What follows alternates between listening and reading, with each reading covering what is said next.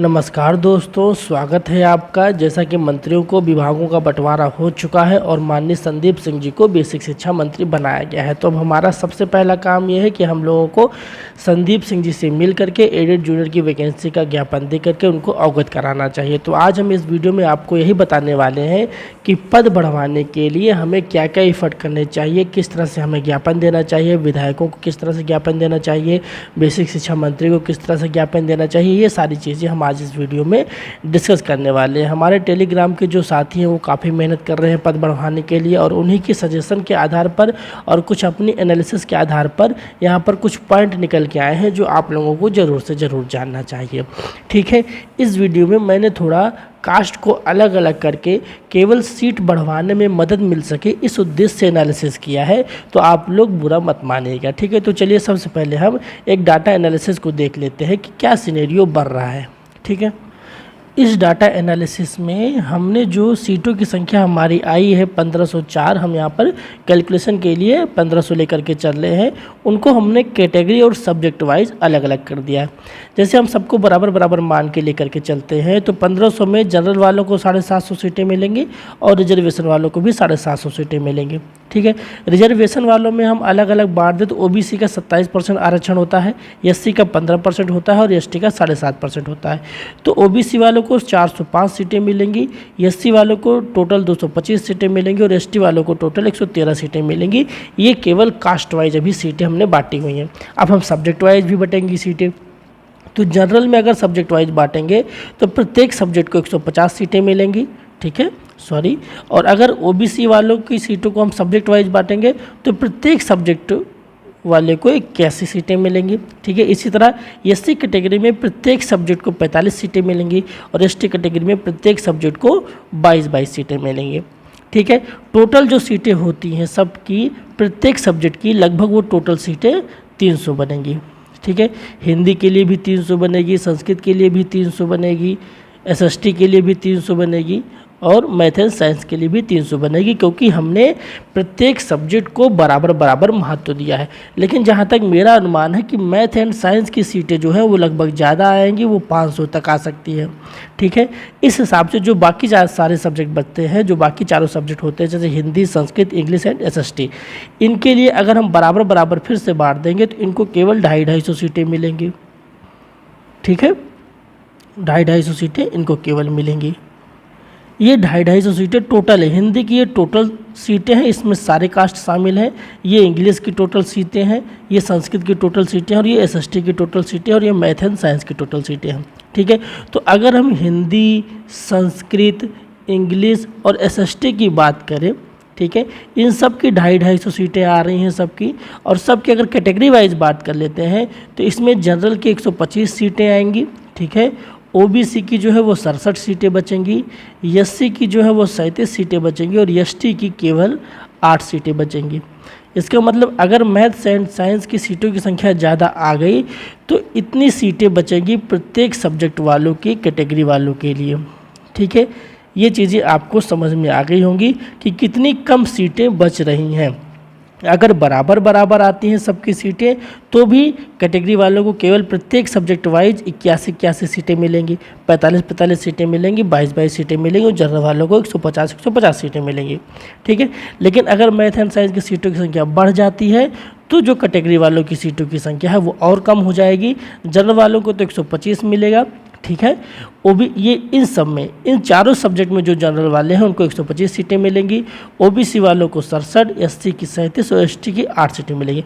General वालों का तो और घाटा हो जाएगा, क्योंकि जनरल वाले जो होंगे उनको 125 सीटें मिलेंगी और इसमें कुछ ओबीसी के और एससी के बच्चे भी हैं जो अच्छे हैं पढ़ने में, वो इसमें शामिल हो जाएंगे, जिससे जनरल की सीटें और भी कम हो सकती हैं हिंदी, संस्कृत, इंग्लिश और एसएसटी में। ठीक है, तो यहाँ से आपको इस सिनेरियो से समझ में आ गया होगा कि सीटों को बढ़वाना कितना ज़रूरी है। इसलिए हमें सीटों को बढ़वाने के लिए पूरा जोर लगा देना चाहिए। ठीक है, और सारे सब्जेक्ट वालों को मिल करके सीटों को बढ़वाना चाहिए। ठीक है, ये डाटा एनालिसिस आपको समझ में आ गया होगा। तो अब हम आपको ये बताते हैं कि हमें क्या एफर्ट करना चाहिए ताकि सीटें बढ़ें। ठीक है, तो सबसे पहले ये जानिए कि हमें विधायकों को और शिक्षा मंत्री जी को ज्ञापन देना है। तो सबसे पहले ये जानिए हमें ज्ञापन में क्या क्या लेकर के जाना है। तो ज्ञापन में पहले नंबर पर जो हमारा ज्ञापन होगा सीट बढ़वाने का, ठीक है, वो लेकर के जाना है। दूसरा जो हमने आपको अभी डाटा एनालिसिस करके बताया सब्जेक्ट वाइज और सीट वाइज, वो आपको लेकर के जाना है, ठीक है। और तीसरा पेपर कटिंग लेकर के जानी है जिसमें सीटों की संख्या ज़्यादा बताई गई हो, लगभग जो है 4500 सीटें या 5000 सीटें जो हैं वो बताई गई हों, ठीक है। ये चीज़ें आपको ज्ञापन में साथ में लेकर के जाना है, ठीक है। इन तीनों का लिंक हम आपको डिस्क्रिप्शन में प्रोवाइड करा देंगे, आप वहाँ से उसको डाउनलोड कर सकते हैं। तो जब आपकी फ़ाइल तैयार हो जाएगी इन तीनों को लेकर के, तो अब हम आपको बताते हैं कि आपको किस क्रम से ज्ञापन देना है जो सबसे ज़्यादा इम्पॉर्टेंट है, ठीक। सबसे पहले आप लोग अपना अपना सब्जेक्ट वाइज डेलीगेशन बनाइएगा, ठीक है। सब्जेक्ट वाइज आप लोग अपने अपने मेंबर चुनिएगा और सब्जेक्ट वाइज जो है आपके लोग तैयार होंगे बात करने के लिए, ठीक है। और हर सब्जेक्ट वाइज अलग अलग ज्ञापन दिया जाएगा। जैसे हिंदी वाले अपना अलग ज्ञापन देंगे, इंग्लिश वाले अलग ज्ञापन देंगे, संस्कृत वाले अलग ज्ञापन देंगे, एसएसटी वाले अलग ज्ञापन देंगे और मैथ एंड साइंस वाले अपना अलग ज्ञापन देंगे। इस तरह से एक विधायक के पास 5-5 ज्ञापन पहुँचेंगे पाँचों सब्जेक्ट की ओर से, तो ज़्यादा इफेक्ट पड़ेगा, ठीक है। जैसे मान लीजिए हिंदी सब्जेक्ट के सारे लोग ज्ञापन देने जा रहे हैं, तो उस ज्ञापन देने के लिए सारे लोग जाएंगे हिंदी सब्जेक्ट के, ठीक है।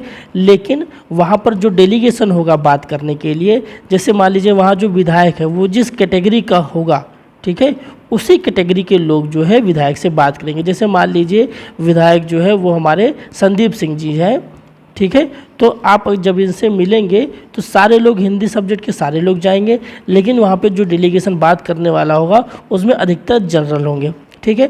हम यहाँ पर ये इसलिए कह रहे हैं कि शायद जनरल की वजह से एक टच मिल जाए, एक बात अंदर से एक छू जाए कि हाँ जनरल वालों का नुकसान हो रहा है, इनका नुकसान हो रहा है, तो शायद कुछ काम बन जाए, ठीक है। इसी तरह मान लीजिए अगर कोई ओबीसी वाला वहाँ पर विधायक है, ठीक है, तो ओबीसी के बंदे जो डेलीगेशन में शामिल होंगे वो बात करेंगे। जाएंगे सारे लोग वहाँ पर, उस सब्जेक्ट से रिलेटेड सारे कास्ट के लोग वहाँ पर जाएंगे, लेकिन बात जो करेगा वो ओबीसी का बंदा बात करेगा और वो जो है ओबीसी के रिस्पेक्ट में पूरी बात उनको समझाएगा कि हमारा नुकसान हो रहा है, इस तरह से सीटें बढ़वा दीजिए ताकि हमारा भी सिलेक्शन हो जाए, ठीक है। बात क्या करनी है ये सब हम आपको किस क्रम से है ये बता रहे हैं, लेकिन सबसे इम्पॉर्टेंट ये है कि आप जब वहाँ पर जाइएगा जिस कैटेगरी का विधायक होगा, अगर वो जनरल है तो जनरल के लोग बात करेंगे, ओबीसी है तो ओबीसी के लोग बात करेंगे, ठीक है। एससी एसटी है तो ओबीसी एससी एसटी सब मिल के आपस में बात करेंगे, ठीक है। तो शायद थोड़ा सा टच मिल जाए कि हाँ हमारी कैटेगरी का है, वोट बैंक है, कुछ भी है, उनके दिमाग में कुछ भी आ सकता है, तो शायद हमें कुछ फ़ायदा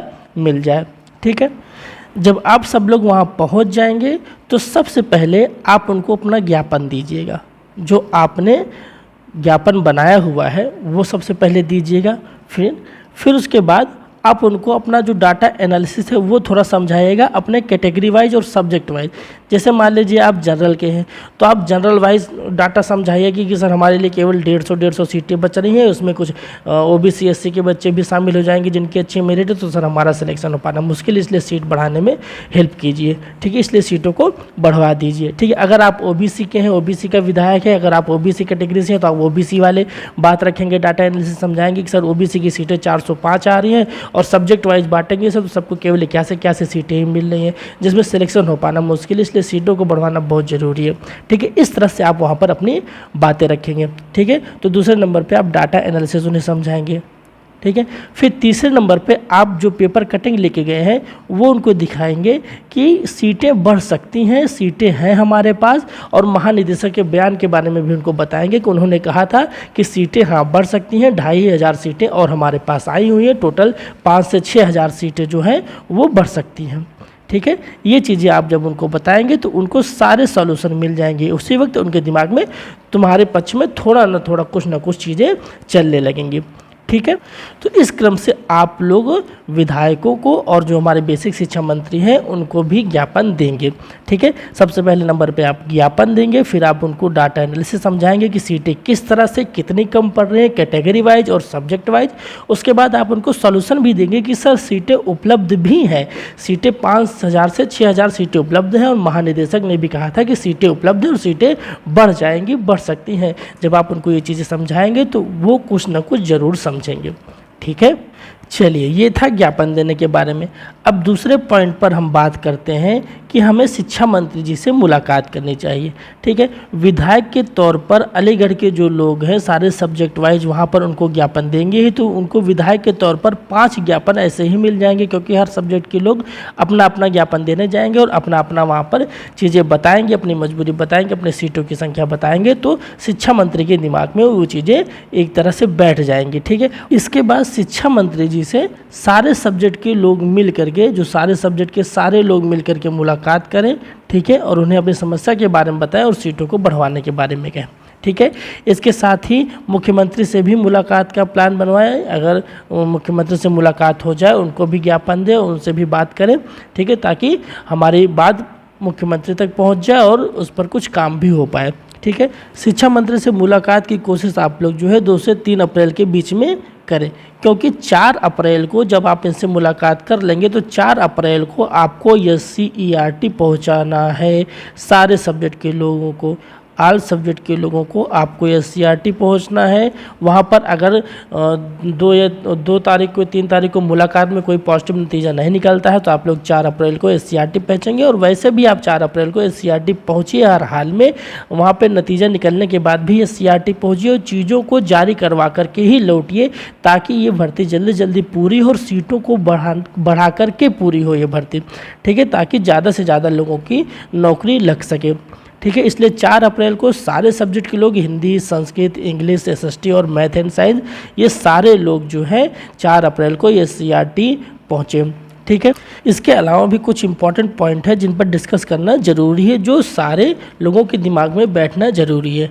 कि पहला पॉइंट है कि किसी भी हाल में शिक्षा मंत्री जी को 1897 पद के बारे में हमारी तरफ से जानकारी नहीं देनी है, कि ये नहीं बताना है कि सर 1897 पद का विज्ञापन जारी हो। उन्हें पता तो चल जाएगा, ये तो श्योर है, लेकिन हमें नहीं बताना है। हमें सिर्फ यही करना है कि हमें 5000 से 6000 सीटों की संख्या सर आई थी, उस पर भर्ती की जाए। ठीक है, हमें ना 1897 पद के ना कोई ट्वीट करना है, ना कोई मैसेज करना है, ना कोई ज्ञापन देना है। ठीक है, दूसरी चीज़ सहयोग की बात करें तो जो सारे सब्जेक्ट के लोग हैं, जो टेलीग्राम ग्रुप के सारे एडमिन हैं सारे सब्जेक्ट के, वो आपस में सहयोग करके, आपस में कोऑर्डिनेशन बना करके काम करें। एक एक करके सारे लोग ज्ञापन दें और सारे लोग शिक्षा मंत्री जी से भी मिले। ठीक है, चूँकि जो हमारे शिक्षा मंत्री जी हैं वो अलीगढ़ से विधायक है, तो अलीगढ़ के जो साथी हैं वो विशेष प्रयत्न करें शिक्षा मंत्री से बार बार मिलने का, उनको ज्ञापन देने का और उनसे सीटें बढ़वाने के लिए रिक्वेस्ट करने के लिए। ठीक है, एक लास्ट पॉइंट है कि जो आपका डेलीगेशन बनेगा उसमें आप लोग 3 से 4 गर्ल्स को ज़रूर शामिल कर लीजिएगा। ठीक है, तो हमारी तरफ से हमारे एनालिसिस के आधार पर सीटें बढ़वाने के लिए ये कुछ एफर्ट थे जिनको आपको ज़रूर करना चाहिए। ठीक है, मुझे लगता है आपको ये चीज़ें ज़रूर समझ में आए होंगे, और अगर आप इससे सहमत हैं तो ज़रूर हमें बताइएगा। ठीक है, और 100% इस एफर्ट से आपको ज़रूर फ़ायदा मिलेगा और सीटें बढ़ भी सकती हैं। ठीक है, क्योंकि महानिदेशक का भी बयान था सीटें बढ़ सकती हैं, तो आप ये लोग निश्चित रहिए, अगर आप लोग इतना कर लेते हैं तो सीटें ज़रूर से ज़रूर बढ़ेंगी। ठीक है, आज के लिए इस वीडियो में बस इतना ही। मिलते हैं आपसे नेक्स्ट वीडियो में, तब तक के लिए धन्यवाद।